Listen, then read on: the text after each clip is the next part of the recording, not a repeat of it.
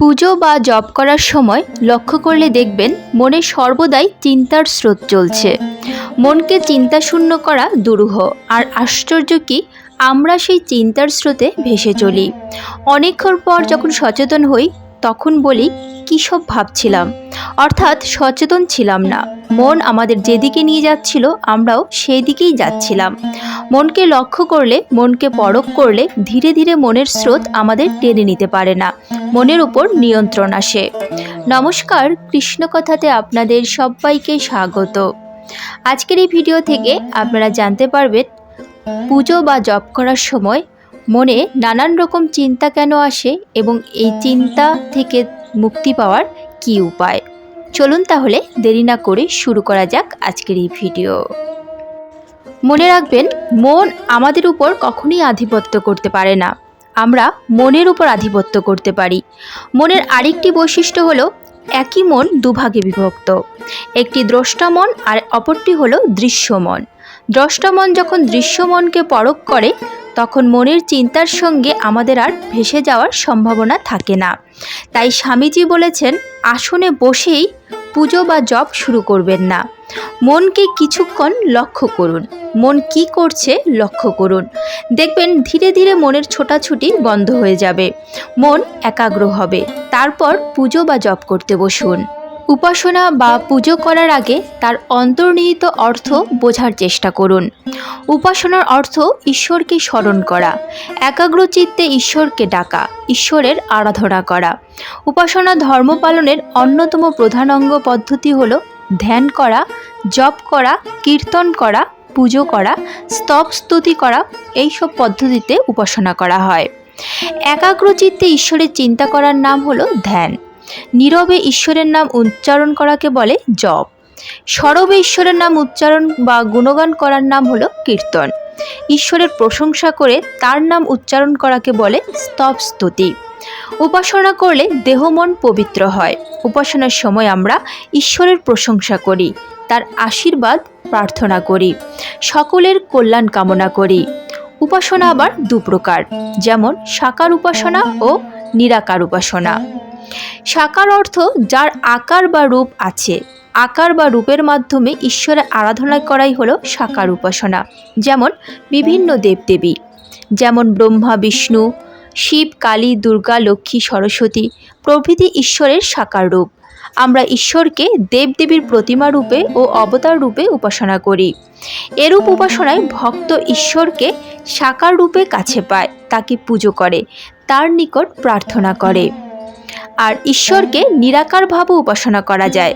নিরাকার উপাসনায় ভক্ত নিজের অন্তরে ঈশ্বরকে অনুভব করে, ঈশ্বরের নাম জপ করে, অর্থাৎ মনে মনে নীরবে ঈশ্বরের নাম উচ্চারণ করে, ঈশ্বরের নাম কীর্তন করে, তার স্তব স্তুতি করে, তার নিকট প্রার্থনা জানায়, নিজের ও জগতের কল্যাণ কামনা করে। সুতরাং ধ্যান, জপ, কীর্তন, পূজা, স্তব স্তুতি বিভিন্ন পদ্ধতিতে আমরা ঈশ্বরের উপাসনা করি। উপাসনার একটি নিত্যকর্ম, প্রতিদিন উপাসনা করতে হয়। প্রতিদিন সকাল, দুপুর ও সন্ধ্যায় ঈশ্বরের উপাসনা করা কর্তব্য। উপাসনার জন্য আমাদের দেহ মনের পবিত্রতার প্রয়োজন। পরিষ্কার পরিচ্ছন্ন হয়ে উপাসনা করতে হয়। মন্দিরে বা ঘরে বসেও উপাসনা করা যায়। শুধুমাত্র মনকে শিশুর মতো করতে হবে। কোনো শিশুকে লক্ষ্য করলে দেখবেন শিশুর মন থাকে বর্তমানে, ভবিষ্যৎ বা অতীতের চিন্তা তাদের মনে আসে না। তারা বর্তমানেই প্রাণবন্ত। তাই আমাদেরও শিশুর মতো বর্তমানে বাঁচতে শিখতে হবে। অতীত বা ভবিষ্যতের চিন্তা করা যাবে না। এটি হলো বিভিন্ন চিন্তা থেকে মুক্তির প্রথম ধাপ। তারপর দ্বিতীয় যে ধাপ, সেটি হলো ধ্যান। অত্যাধিক চিন্তা থেকে মুক্তি পেতে দরকার হলো ধ্যান। অতিরিক্ত চিন্তা আপনার মনকে অপ্রয়োজনীয় চিন্তায় জর্জরিত করতে পারে আর আপনার মানসিক চাপও বাড়াতে পারে। অবিশ্বাস, সন্দেহ, অনুশোচনা এবং বিকৃত বাস্তবতা এইসব ঘিরে থাকে সর্বদা। এগুলি কোনোটাই শান্তিপূর্ণ বা সুখী জীবনযাপনের সহায়ক নয়। তবে ধ্যান আপনাকে সচেতন করে তুলতে সাহায্য করে। আপনি বুঝতে পারবেন যে আপনার চিন্তাগুলি সীমাবদ্ধ এবং সংকীর্ণ। জীবনে বিশৃঙ্খলার জন্য দোষারোপ করতে আগ্রহী থাকে বেশি। অন্য কারো দিকে আঙুল তুললেই সমস্যার সমাধান হয়ে যাবে এমন ভাবাটা ভুল। ধ্যান আপনাকে এক্ষেত্রে সহায়তা করতে পারে। অন্যের ভুল খোঁজা বা দোষ আরোপের মতো নেতিবাচক বৈশিষ্ট্যগুলো কাটিয়ে উঠতে পারবেন। অন্তর্মুখী হয়ে ধ্যান করুন।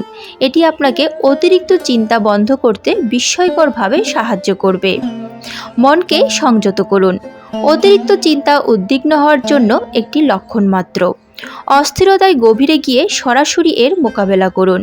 ধ্যান আপনার মনকে সংযত করতে সহায়তা করবে। আপনার মন সহজভাবে কাজ করবে।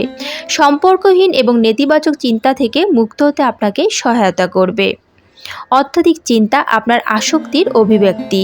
আপনি আসক্ত রয়েছেন নিজের কথায়, নিজের কাজে, ধারণায় এবং চিন্তায়। ধ্যান আপনাকে অত্যাধিক চিন্তা ও আসক্তি থেকে মুক্ত হতে সাহায্য করে। ধ্যান আপনার মনকে স্বচ্ছতা এবং উদারতা দেয়, আর এর মাধ্যমে জীবনে অসীম সম্ভাবনার প্রসার ঘটে। ভগবানের উপাসনা বা পুজো করার সময় সঠিক পদ্ধতিতে একাগ্র মনে সম্পূর্ণ নিয়মের সঙ্গে পুজো বা প্রার্থনা করুন।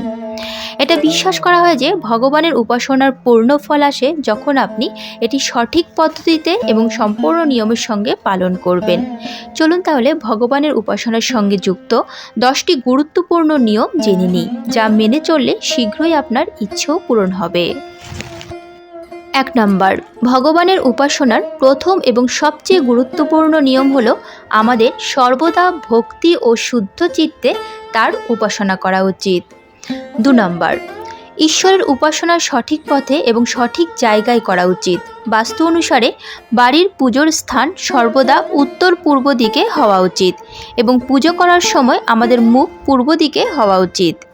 3 নম্বর, ঈশ্বরের উপাসনা করার সময় আমাদের সর্বদা পঞ্চদেব, সূর্যদেব, শ্রী গণেশ, দেবী দুর্গা, ভগবান শঙ্কর এবং ভগবান বিষ্ণুর ধ্যান করা উচিত। 4 নম্বর, ভগবানের আরাধনায় স্নানের পর পরিচ্ছন্ন বস্ত্র পরিধান করে সর্বদা শুদ্ধ চিত্তে পুজো করতে হবে। ঈশ্বরের উপাসনা করতে গিয়ে ক্রুদ্ধ হওয়া কখনোই উচিত নয়। 5 নম্বর, সর্বদা কোনো না কোনো পীঠে বসে ভগবানের উপাসনা করা উচিত। সর্বদা আপনার উপাসনা অনুযায়ী আসন ব্যবহার করুন। মাটিতে বা বিছানা ইত্যাদিতে বসে পুজো পাঠ করবেন না।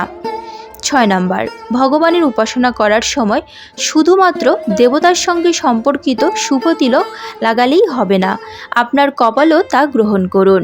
7 নম্বর, ঈশ্বরের উপাসনায় সর্বদা মন্ত্র এবং প্রার্থনা সঠিকভাবে উচ্চারণ করুন। যথোপযুক্ত জপমালা সহ দেবতা এবং গ্রহ সম্পর্কিত মন্ত্রগুলি জপ করুন। জপের জন্য অন্য কারো মালা বা গলায় পরা মালা ব্যবহার করার ভুল করবেন না। 8 নম্বর, ভগবানের পুজোর পর আরতি করতে হবে। এটা বিশ্বাস করা হয় যে আরতি দুঃখের বিনাশ করতে সাহায্য করে, তাই আপনার আরাধ্য দেবতাদের সকাল ও সন্ধ্যায় আরতি করুন। 9 নম্বর, পুজো করার পর পুজোয় কোনো ভুল ত্রুটি হলে তার জন্য ক্ষমা প্রার্থনা করুন এবং যথাস্থানে আসন রেখে দিন। কখনো পা দিয়ে সরাবেন না। 10 নম্বর, কোনো পুজো বা সংকল্প সংক্রান্ত কোনো দান অঙ্গীকার গ্রহণ করলে তা যথাসময়ে সম্পন্ন করতে হবে, অন্যথায় দোষ হয়। যদি আপনার সংকল্প পূরণে বিলম্ব হয় তবে তার ফলাফল পূর্ণ হয় না। আজকের মতো ভিডিওটি এখানেই শেষ হলো। আশা করি আপনাদের ভালো লেগেছে। যদি ভালো লেগে থাকে তাহলে অবশ্যই একটি লাইক করবেন। যদি রাধা মাধবের পরম ভক্ত হন তাহলে কমেন্টে রাধা মাধবের জয়গান করতে ভুলবেন না যেন। প্রিয়জনদের সঙ্গে শেয়ার করবেন যাতে তারাও উপকৃত হয়। এ ধরনের বিভিন্ন ধর্মীয় ভিডিও পেতে এবং নিয়মিত গীতাপাঠ শুনতে চ্যানেলটিকে অবশ্যই সাবস্ক্রাইব করবেন। আজ তাহলে এ পর্যন্তই। দেখা হচ্ছে পরবর্তী ভিডিওতে। ভালো থাকবেন, সুস্থ থাকবেন। জয় শ্রীকৃষ্ণ। রাধে রাধে।